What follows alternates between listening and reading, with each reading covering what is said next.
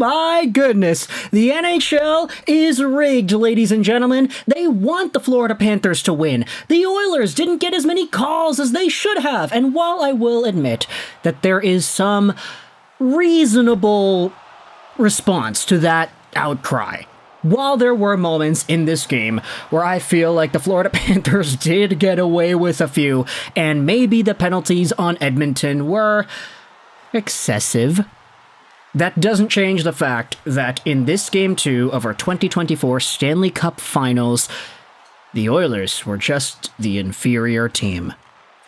And you could not say that about Game 1. In Game 1, the shots were heavily skewed in Edmonton's favor, the offensive possession heavily skewed in Edmonton's favor, the deserve-to-win-o-meter heavily skewed in Edmonton's favor. It was like 90-10 for Edmonton on the deserve-to-win-o-meter percentage chart. And a lot of Oilers fans, after Game 1, were saying, okay, we're not freaking out here.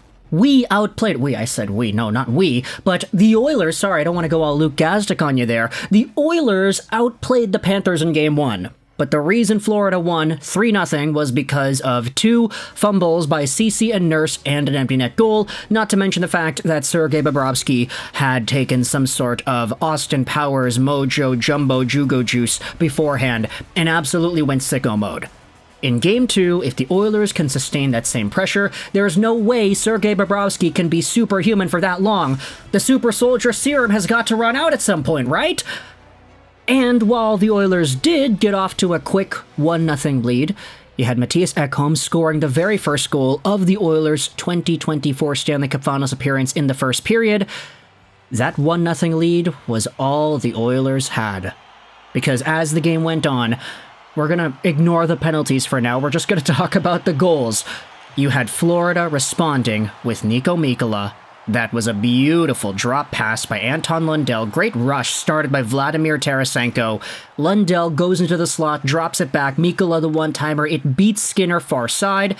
And then in the third, off of some power play opportunities, you had 2 Evan Rodriguez goals and then the empty net. 4-1 is the final here for the Florida Panthers against Edmonton in Game number 2 of the Stanley Cup Finals as the Panthers take a 2-0 series lead going back over to Alberta. And the narratives of this game, they changed as the game went on, because in the first 5-10 minutes or so of the game, the Florida Panthers were all over Edmonton. They had like 6 shots to Edmonton's nothing. Florida was dominating in terms of the offensive possession and the zone time. There was even a power play that the Oilers got. Sam Bennett tripping against Evan Bouchard, but the Oilers could not capitalize. They didn't even take a shot. The Panthers were just shutting things down defensively and controlling the play the opposite way.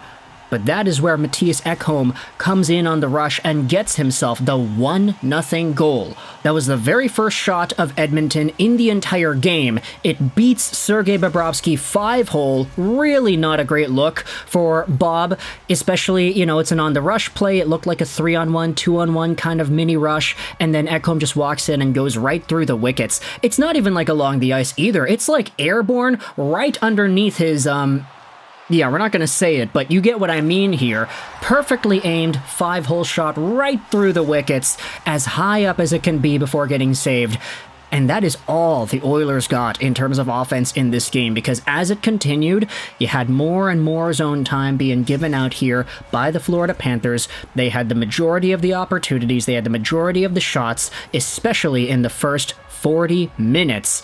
And that is where you started to see the penalties come into play here too.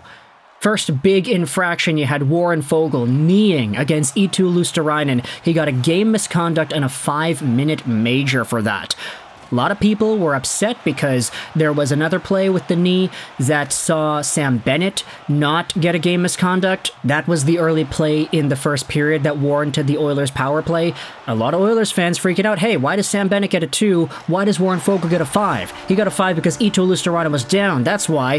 The refs are rigged, etc., etc. But it was then quickly rescinded because Oliver Ekman-Larsson, whilst the Oilers had the 5-minute penalty kill, OEL got a penalty himself, so it was a bunch of 4-on-4 time. Eventually, you had some more penalties to round out the first period and start of the second. There also was a 5-on-3 opportunity that the Oilers should have had because Brandon Montour cleared the puck from his own side of the blue line whilst the Panthers were already shorthanded. That one was over the glass, and the referees did not notice that the play was thrown out from the Oilers' end. They thought it was just a regular old clear that went into the glass from after the blue line. So the Oilers had a 5-on-3 that should have been a 5-on-3 in the second. It did not end up being a 5-on-3. So while Oilers fans were super pissed off about that, things continued. It was still a 1-1 game, and at the start of the third period, this is where things started to fall apart for Edmonton. Because you had yourselves, firstly, the Evan Rodriguez goal, 5th goal on the playoffs for Rodriguez, his first of the game. It is a beautiful play by him to win the puck back after the Oilers' Evan Bouchard tries to clear it from out in front. Bouchard, with a terrible turnover, gives it right away to Evan Rodriguez, who had just taken a shot. Rodriguez gets it back, fires it on goal. Skinner wasn't set. He wasn't expecting that shooting opportunity, and the Panthers take a 2-0 lead just a few minutes into the third. At this point in the game, the Oilers only had 9 shots on goal. You then had yourselves some power play opportunities. Leon Draisaitl, he knocked Alex Barkov in the jaw at full speed, so that took Barkov out for a while.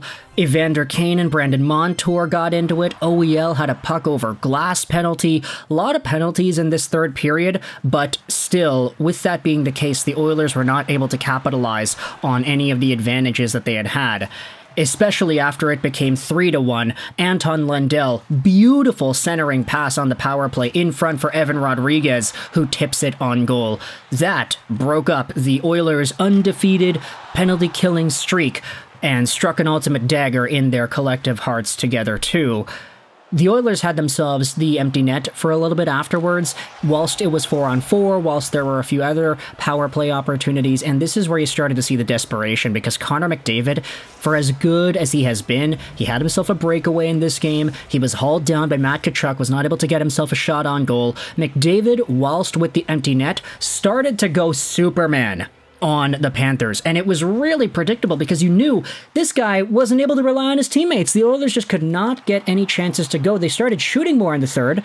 Yes, they only had 9 shots on goal to kick off the third period, but as it went on, that is when they slowly started getting more pucks towards Bob, but to no avail. And Connor McDavid tried to go all Superman, tried to solo it, tried to do it all himself, but he was not able to. And once the Florida Panthers realized that, it was easy to just pick him off, steal the puck. Aaron Ekblad gets his first goal of the playoffs on the empty net from half ice, and that is all she wrote as the Panthers take a 4-1 series lead.